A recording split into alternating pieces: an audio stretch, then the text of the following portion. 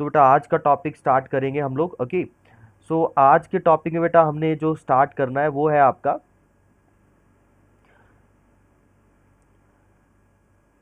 Force on current carrying wire. Okay, force on current carrying wire और you can say force on current carrying conductor. Force on current carrying conductor in magnetic field. इस topic को बेटा देखिए पिछले topic से ही linked करेंगे हम लोग। चार्ज पार्टिकल जो है बेटा अगर उसे मैग्नेटिक फील्ड में प्लेस किया जाता है, मूविंग चार्ज पार्टिकल को मैग्नेटिक फील्ड के अंदर प्लेस किया जाता है।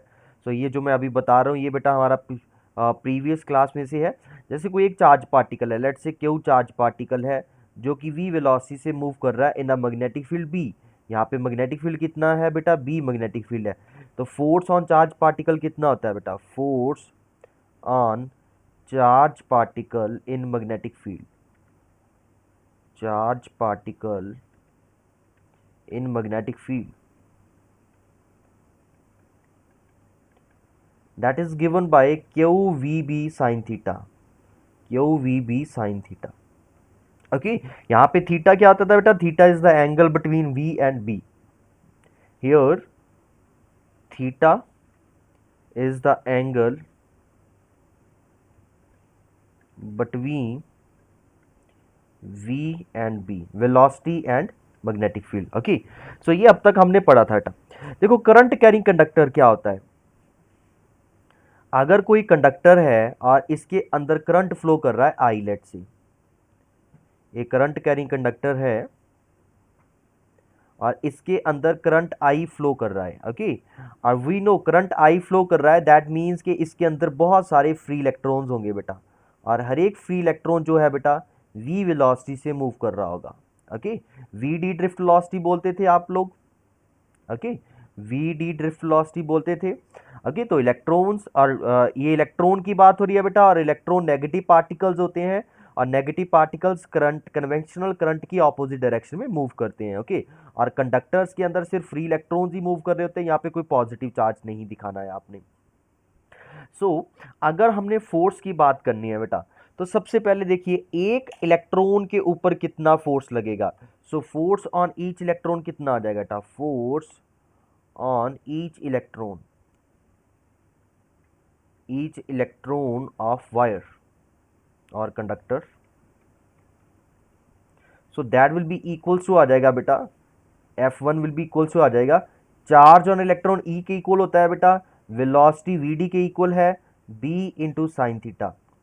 ओके, लेट से जो आपकी मैग्नेटिक फील्ड है यहाँ पे बेटा B मैग्नेटिक फील्ड एग्जिस्ट कर रही है, यहाँ पे मैग्नेटिक फील्ड B है और B एंड VD के बीच में एंगल थीटा है। ओके, सो ये आपके पास बेटा E into VD B sine theta आ गया आपके पास रिजल्ट।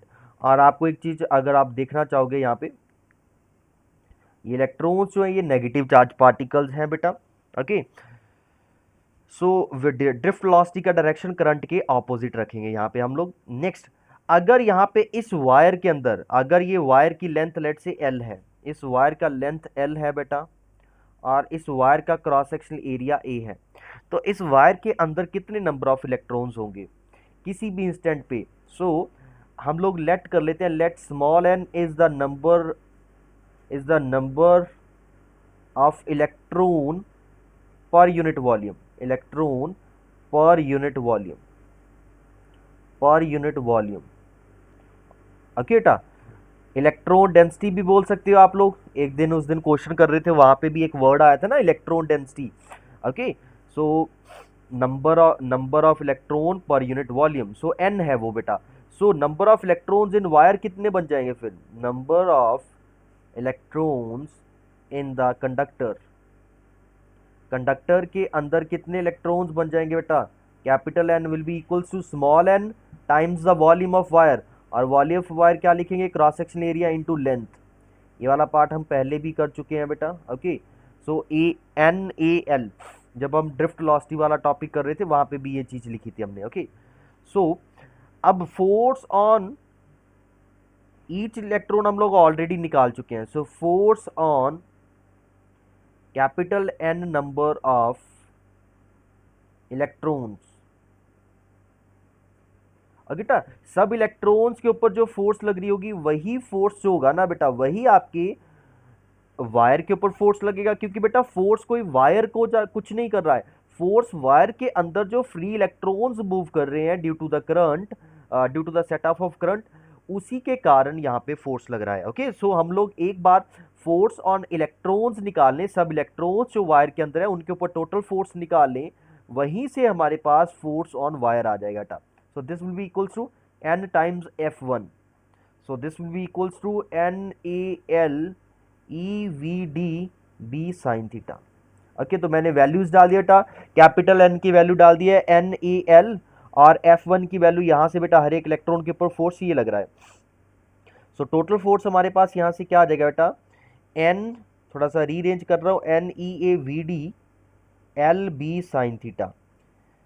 अब देखो बेटा ये क्या है, NEAVD, इसे आप करंट से रिप्लेस कर सकते हो, ILB sine theta. So force क्या आ गया आपके पास बेटा, फोर्स इज इक्वल्स टू आ गया ILB साइन थीटा। ओके,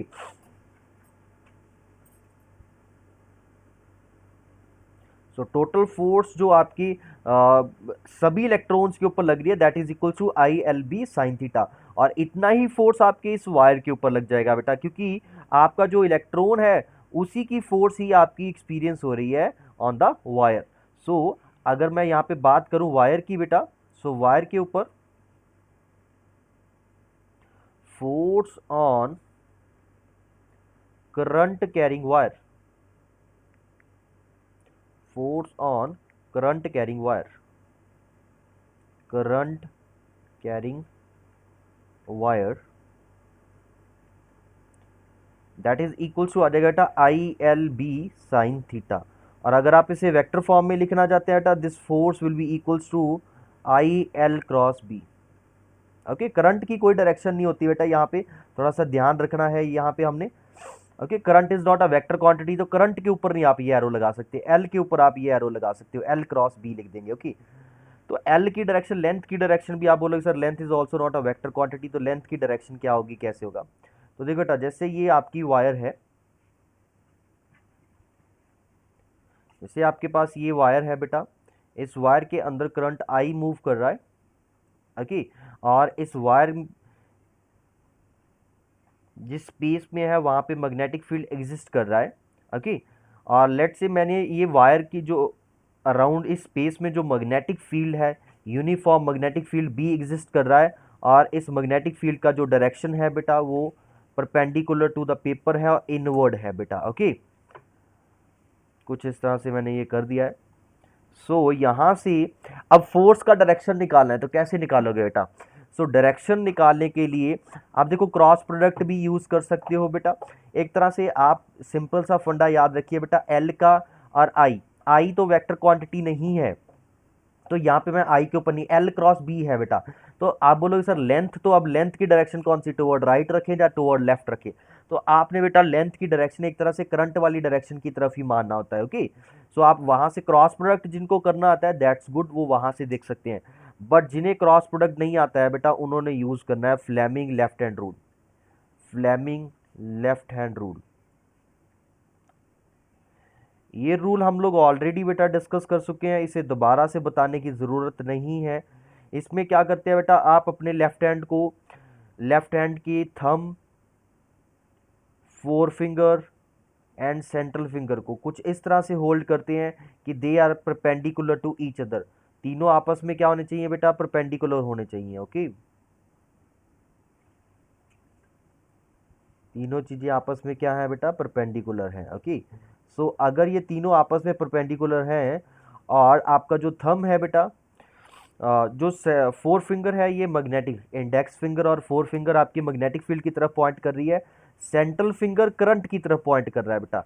ये करंट होता है जब वेलोसिटी ऑफ पॉजिटिव पार्टिकल होता है बेटा, पॉजिटिव, पॉजिटिव चार्ज पार्टिकल लिख सकते हो आप लोग यहाँ पे। ओके, नेगेटिव नहीं, इलेक्ट्रॉन के लिए क्या करना पड़ेगा हमें, इलेक्ट्रॉन के लिए जब भी लगाना है, इलेक्ट्रॉन जिस तरफ जा रहा होता है आपने इस फिंगर को उसके ऑपोजिट डायरेक्शन में रखना होता है। Okay, so v of positive charge particle. So ये चीज ध्यान रखनी है आपने, सेंटर फिंगर को velocity of positive charge particle की तरफ रखना होता है। तो अगर आपके क्वेश्चन में नेगेटिव पार्टिकल आ जाए तो आपने जिस तरफ नेगेटिव पार्टिकल रख रहा जल रहा है उससे ऑपोजिट डायरेक्शन में से सेंट्रल फिंगर को रखना है। तो देन योर थंब जो है ना बेटा, thumb will give us the direction of force. तो अगर आप इस फ्लेमिंग लेफ्ट हैंड रूल को यहाँ पे इस वायर के ऊपर अभी इंप्लीमेंट करोगे बेटा, तो मैंने अपनी जो फोर फिंगर है उसको परपेंडिकुलर टू द स्क्रीन और इनवर्ड स्क्रीन के अंदर जानते हुए दिखा दिया है बेटा। और जो मेरी बेटा इंडेक्स सेंट्रल फिंगर है, जो बड़ी वाली फिंगर होती है हमारे हाथ की लेफ्ट हैंड की, उसको मैंने टुवर्ड राइट रखा हुआ है क्योंकि करंट टुवर्ड राइट जा रहा है। तो जो मेरा थंब है बेटा वो अपवर्ड इस डायरेक्शन में पॉइंट कर रहा है यहाँ पे। सो इस वजह से जो मेरी फोर्स की डायरेक्शन आ जाएगी बेटा वो क्या आ जाएगी, ये मेरा फोर्स का डायरेक्शन ऊपर को आ जाएगा यहाँ पे। सो इस वायर के ऊपर जो फोर्स लगेगा ऑन एन एवरेज बेटा वो अपवर्ड डायरेक्शन में कुछ इस तरह से लगेगा। Okay, so force on current carrying wire is given by this formula.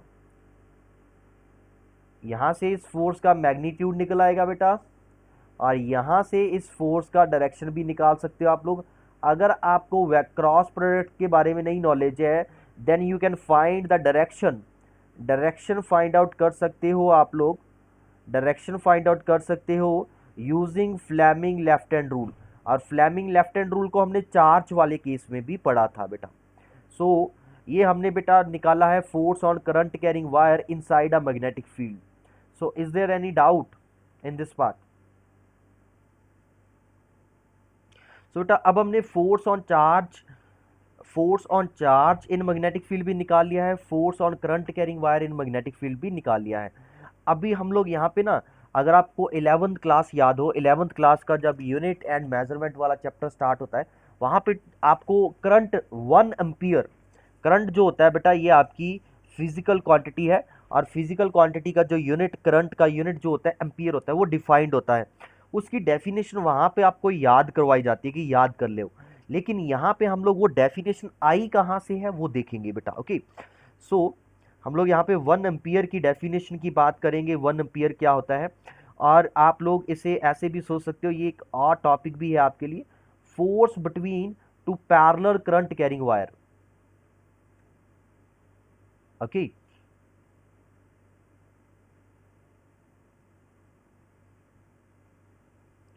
Force between two parallel current carrying wire. हमारे पास बेटा दो पैरेलल करंट कैरिंग वायर है, यहाँ पे कोई मैग्नेटिक फील्ड नहीं है, एक्सटर्नल मैग्नेटिक फील्ड, कोई एक्सटर्नल मैग्नेटिक फील्ड हमने क्रिएट नहीं की हुई। ओके, कोई एक्सटर्नल मैग्नेटिक फील्ड हमने अप्लाई नहीं किया हुआ है। Still you will see that these two wires will experiences a force. तो ये दो वायर्स क्यों फोर्स एक्सपीरियंस कर रहे हैं बेटा, लेट्स सी।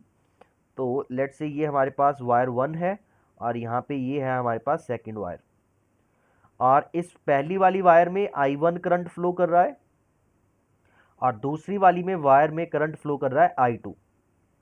और मैं दोनों करंट की direction for the time being इस पार्ट के लिए सेम डायरेक्शन मान रहा हूं कि दोनों अपवर्ड जा रहे हैं दोनों करंट्स। ओके, आप इनकी डायरेक्शन ऑपोजिट रख के डेरिवेशन करके देखना। ओके, मतलब एक अपवर्ड और दूसरे का करंट डाउनवर्ड जा रहा है, ऑपोजिट डायरेक्शन में जा रहा है। तो मैं यहाँ पे कंसिडर कर रहा हूँ सबसे पहले कि दोनों वायर्स में जो करंट है बेटा वो सेम डायरेक्शन में है। Okay, so current in the wire is in same direction. दोनों वायर्स में जो करंट है बेटा वो सेम डायरेक्शन में है। ओके, सो अब क्या होगा बेटा, यहाँ पे कोई एक्सटर्नल मैग्नेटिक फील्ड नहीं है सबसे पहले तो। ओके, बट हमें पता है कि जो आपका करंट कैरिंग कंडक्टर होता है ये अपने अराउंड क्या करता है बेटा, मैग्नेटिक फील्ड क्रिएट कर देता है। ओके, सो सबसे पहले अगर आप देखोगे magnetic field along the axis of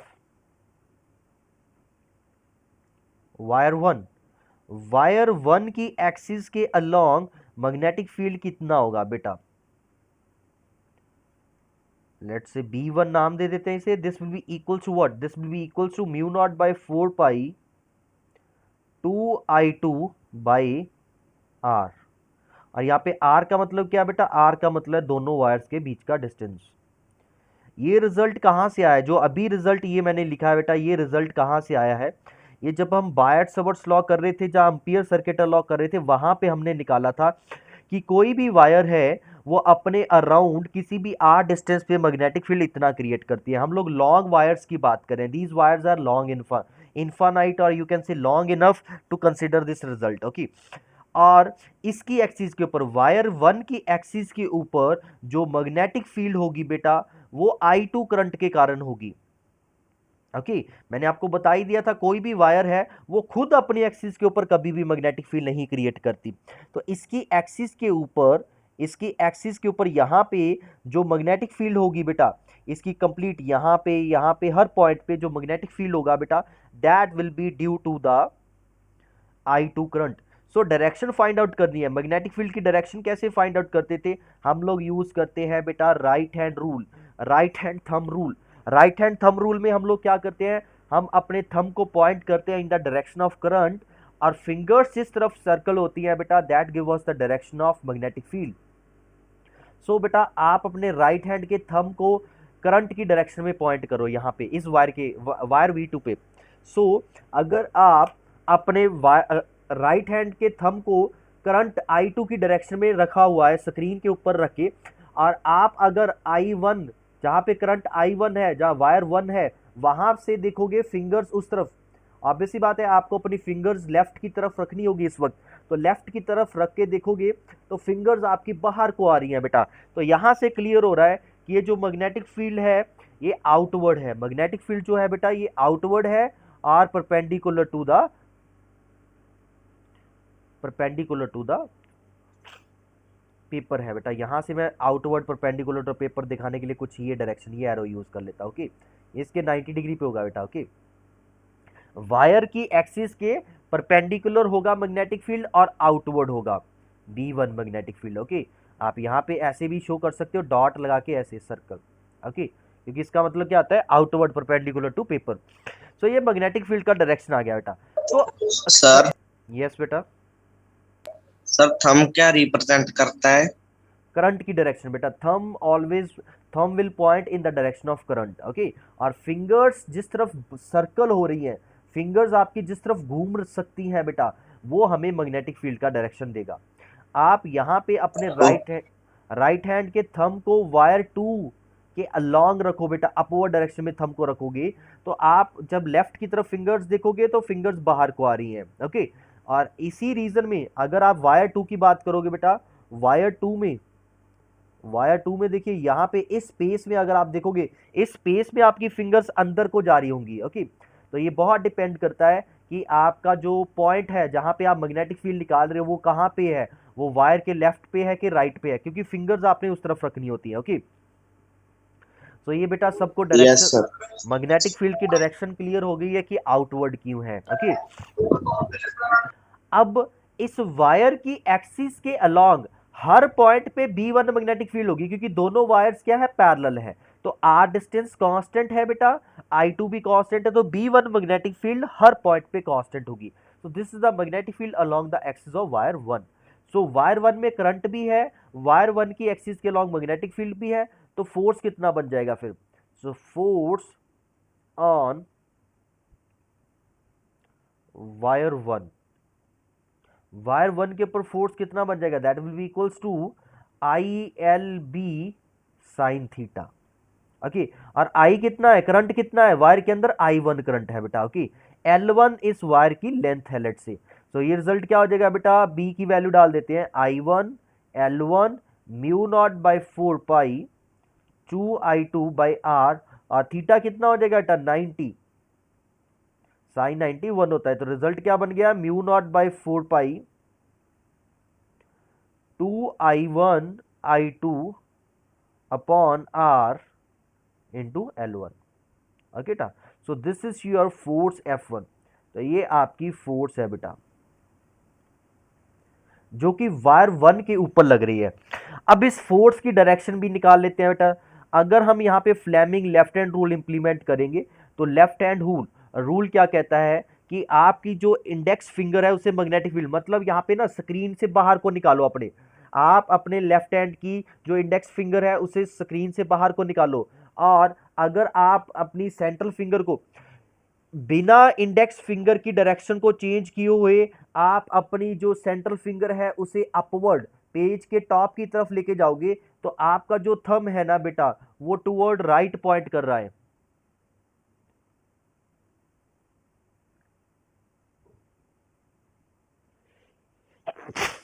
excuse me.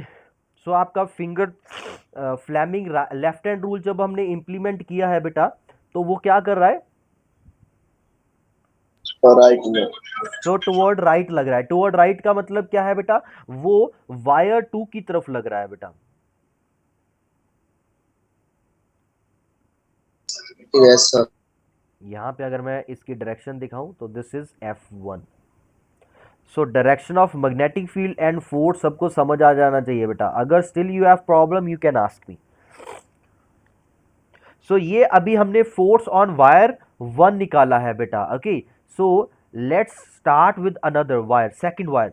Second wire के ऊपर क्या हो रहा है, वायर सेकंड के ऊपर भी क्या कोई फोर्स लग रहा है, अगर लग रहा है तो कितना लग रहा है और किस तरफ लग रहा है। सो ये आपकी वायर 1 है, इसका करंट का डायरेक्शन अपवर्ड है, और ये आपकी वायर 2 है बेटा, इसका करंट का डायरेक्शन I2 भी अपवर्ड है।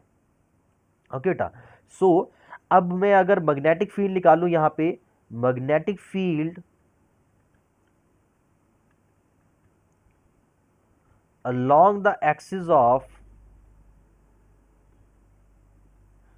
wire 2, वायर 2 की एक्सिस के लॉग मैग्नेटिक फील्ड कितना होगा, B2 will be equals to mu not by 4 pi 2I1 by R. क्योंकि बेटा दोनों वायर्स के बीच में जो डिस्टेंस है बेटा वो R है, दोनों वायर्स के बीच का डिस्टेंस R है, और जो वायर 2 है, ये आपकी वायर 2 है बेटा, वायर 2 की एक्सिस के ऊपर जो मैग्नेटिक फील्ड होगा वो वायर 1 के करंट के कारण होगा, क्योंकि ये I2 करंट खुद यहाँ पे अपनी एक्सिस के ऊपर नहीं क्रिएट करेगा मैग्नेटिक फील्ड। तो यहाँ पे मैग्नेटिक फील्ड कौन क्रिएट करेगा, इसकी एक्सिस के ऊपर यहाँ पे मैग्नेटिक फील्ड कौन क्रिएट करेगा बेटा, I1 करंट क्रिएट करेगा। तो डायरेक्शन फाइंड आउट करने के लिए, B2 की डायरेक्शन फाइंड आउट करने के लिए क्या कराएंगे, क्या किया जाएगा बेटा, आप लोग right hand thumb rule, right hand thumb rule में अब आप अपने राइट हैंड के थंब को I1 की डायरेक्शन में रखोगे तो I2 वाली जगह पे आपकी फिंगर्स ना बेटा अंदर को जा रही हैं, फिंगर्स इनवर्ड मूव कर रही हैं बेटा कुछ इस तरह से। ओके,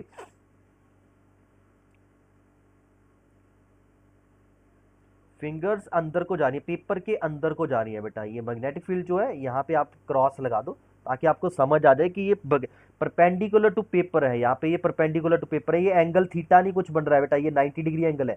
ओके, ये वायर के साथ कितना एंगल बना रहा है, 90 डिग्री, क्योंकि अंदर को जा रहा है पेपर के बेटा। ओके, सो ये मैग्नेटिक फील्ड B2 की डायरेक्शन आ गई है। यहाँ पे B1 की डायरेक्शन भी मैं साथ में इंडिकेट कर देता हूँ ताकि आपको समझ आ जाए। ये B1 था आपका बेटा पहले केस में, जो कि क्या था बेटा, आउटवर्ड था, पेपर के परपेंडिकुलरली आउटवर्ड आ रहा था, और F1 की डायरेक्शन आपने यहाँ पे इस तरह से निकाल ली थी। अब हम लोग बेटा फोर्स ऑन वायर 2 निकालते हैं। फोर्स ऑन वायर 2,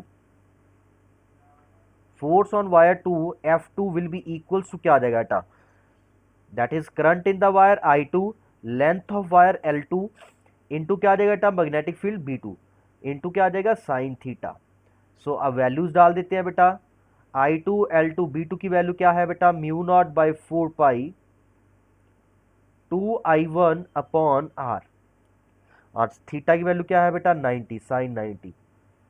सो हमारे पास यहाँ पे F2 का डायरेक्शन, F2 का वैल्यू क्या आ गया, mu not by 4 pi 2I1 I2 upon R into L2। तो दोनों फॉर्मूलाज अगर आप देखोगे बेटा, F1 का एंड F2 का, दोनों फॉर्मूलाज बिल्कुल सिमिलर है, जस्ट डिफरेंस है लेंथ का। जस्ट डिफरेंस किस चीज का है बेटा, L1 L2 का है, सॉरी यहाँ पे F2 आ जाएगा। ओके, यहाँ पे डिफरेंस सिर्फ किस चीज का है बेटा, L2 का है, डिफरेंस लेंथ का डिफरेंस है। सो अगर आपसे कोई पूछे कि force on two parallel conductors, और अगर उनकी लेंथ हम लोग सेम मान ले, या फिर हम लेंथ पर यूनिट लेंथ की बात ही करें, क्योंकि हम लोग वायर्स को लॉन्ग मान के चल रहे हैं बेटा, तो अगर वायर्स को लॉन्ग मान के चल रहे हैं और पर यूनिट लेंथ की बात करेंगे तो रिजल्ट आपका सेम आ जाएगा। ओके, और इससे पहले हम F2 की वैल्यू निकाल लेते हैं बेटा। ओके, सो F2 की सॉरी वैल्यू तो निकाल चुके हैं, डायरेक्शन निकाल लेते हैं बेटा।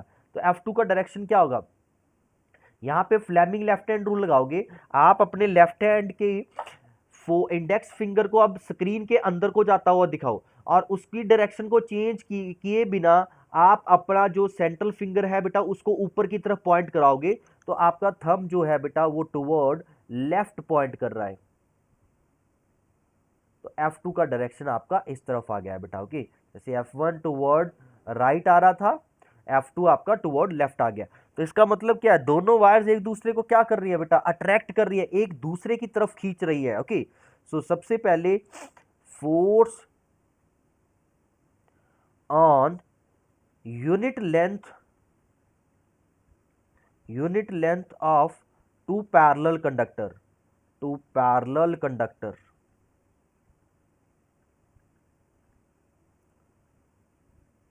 is given by F is equals to mu naught by 4 pi 2I1 I2 upon R। तो ये रिजल्ट आ गया बेटा। Okay, force per unit length है, ये फोर्स क्या है, पर यूनिट लेंथ है बेटा, ये आपका यूनिट लेंथ के ऊपर कितना फोर्स लग रहा है, तो दोनों वायर्स के ऊपर एक जैसा फोर्स ही लगेगा बेटा। ओके, जो कि रिजल्ट है mu naught by 4 pi 2I1 I2 by R, दोनों वायर्स की यूनिट लेंथ के ऊपर इतना फोर्स लगेगा। और अगर आपने कंप्लीट वायर के ऊपर फोर्स निकालना है तो आप क्या करोगे, उस लेंथ से आप मल्टीप्लाई कर दोगे जो उस वायर की है। ओके बेटा, और यहां से मैंने आपको पहले ही स्टार्टिंग में बोल दिया था कि बेटा मैं ये डायरेक्शन जो करंट की जो डायरेक्शन है वो दोनों वायर्स में सेम लेके चल रहा हूं, और दोनों वायर्स में सेम लेके चलने से क्या हुआ है कि दोनों वायर्स क्या कर रही है, अट्रैक्ट कर रही है बेटा।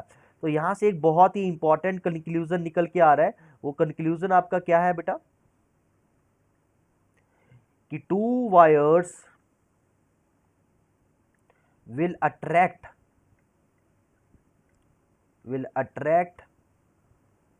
each other if current in the wires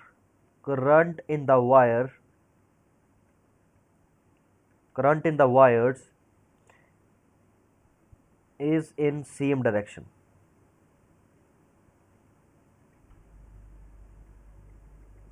बेटा दोनों वायर्स में जो करंट है ना बेटा आपका, वो दोनों वायर्स में क्या है, सेम डायरेक्शन में है, तो दोनों वायर्स आपकी अट्रैक्ट कर रही है बेटा। ओके, तो ये हमने रिजल्ट ड्राइव किया है बेटा, और डायरेक्शंस हमने फ्लेमिंग लेफ्ट हैंड रूल से फाइंड आउट किया कि आपकी दोनों डायरेक्शंस जो है बेटा वो क्या है, कुछ इस तरह से है कि वायर्स एक दूसरे को अट्रैक्ट कर रही है, जैसे मैंने यहाँ पे अभी दिखाया ये डायग्राम में। ओके, आप यहाँ पे अगर मैग्नेटिक फील्ड की डायरेक्शन भी दिखाना चाहते हैं B1 B2 की, वो भी दिखा सकते हो कुछ इस तरह से।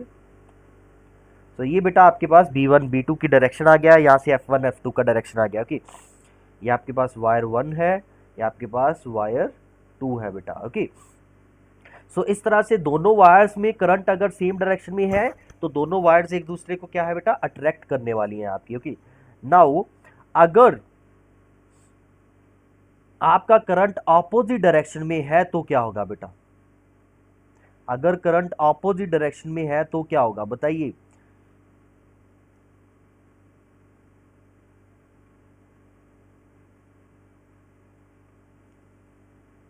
जैसे बेटा हम ये केस कंसिडर कर लें कि दो पैरेलल करंट कैरिंग वायर्स हैं, और इन वायर्स में जो करंट है ना बेटा आपका वो क्या है, ऑपोजिट डायरेक्शन में। जैसे पहले मैंने सेम डायरेक्शन में रखा था, अभी ऑपोजिट डायरेक्शन, I1 को ऊपर को जाता दिखा दो, I2 को नीचे को जाता दिखा देता बेटा। तो अभी जब आप फोर्स की डायरेक्शन निकालोगे तो वो डायरेक्शन जो है ना बेटा वो आपकी अवे आ जाएगी कुछ इस तरह से, F1 इधर आ जाएगा और F2 आपका इधर आ जाएगा। मतलब दोनों वायर्स एक दूसरे को क्या कर रही है बेटा, रिपेल कर रही है यहाँ पे। ओके, ये फिर से आप फ्लेमिंग लेफ्ट हैंड रूल से वैसे ही निकाल सकते हो जैसे पहले निकाल रहे थे। यहाँ पे मैग्नेटिक फील्ड का डायरेक्शन इनवर्ड आ जाएगा B2, और अब यहाँ पे भी मैग्नेटिक फील्ड का डायरेक्शन, इधर भी आपका मैग्नेटिक फील्ड का डायरेक्शन इनवर्ड आ जाएगा बेटा। Okay,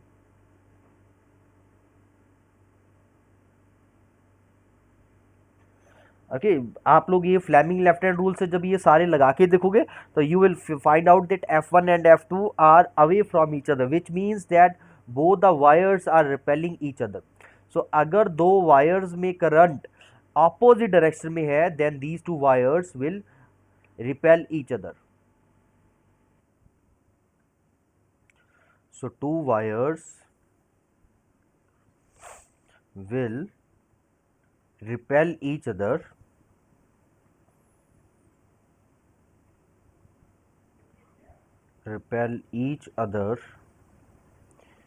if current in the wires is in opposite direction।